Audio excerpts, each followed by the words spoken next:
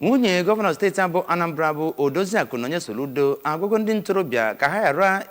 na-emefu ya bụ nri nchọta ozi nke ekwentị ha kama ka ha jiri ya wee kwalite ọnatarachi nakwazi akara aka ndị nke ha nwere.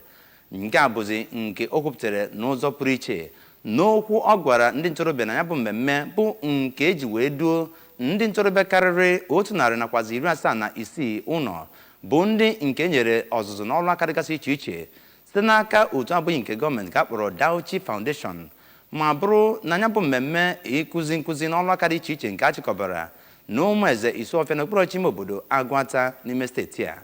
Onye nta akụkọ anyị bụ Chibuzobidike ga-ewetara gị aka n'uso.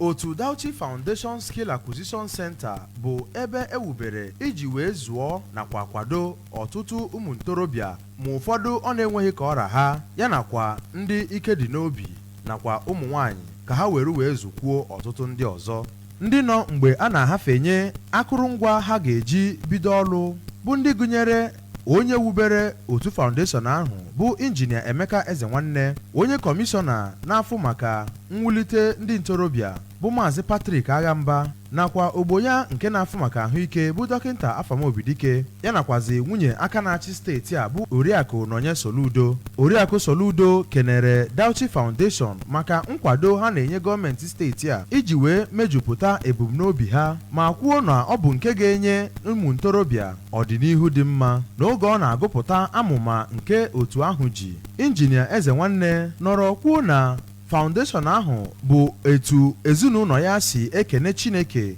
maka ihe ọma ọ na-emere ha ya nakwa ngọzi nakwa nchekwa o nyere ha. Injinia Ezenwanne mere ka amata na mmadụ inwe aka ọrụ ugbu a bụ nke ga-eme ka agụụ ghara ịgụ onye ahụ n'ebe ọbụla ọ nọ, bụ nke o kwukwaziri na ọ bụ ihe kpalitere mmụọ ha ji wee wube otu ahụ iji wee kwado ọtụtụ ndị mmadụ n'obodo. Kọmishọna Aghamba n'akụkụ nke ya kelere onye wubere otu ahụ maka isonye n'amụma gọọmenti steeti a ji n'ịkwalite obibi ndụ ndị mmadụ na steeti a ma kwekwezie ya nkwa na ha ga na-akwado ya nakwa gọọmenti steeti a. Na mbụre n'okwu nnabata ya, onye maneja Dalchi Foundation Skill Acquisition Center bụ Oriakụ Peace Nwachukwu nọrọ n'oge ahụ wee kwuo na mmemme a bụ nke agba nke abụọ a na-emerube kemgbe ewubere foundation ahụ ma mekwezie ka amata na ndị anụritela elele bụ ndị azụrụ n'ọtụtụ ngalaba dị iche iche bụ nke gụnyere ịkwa akwa, ime isi nakwa ọtụtụ ndị ọzọ.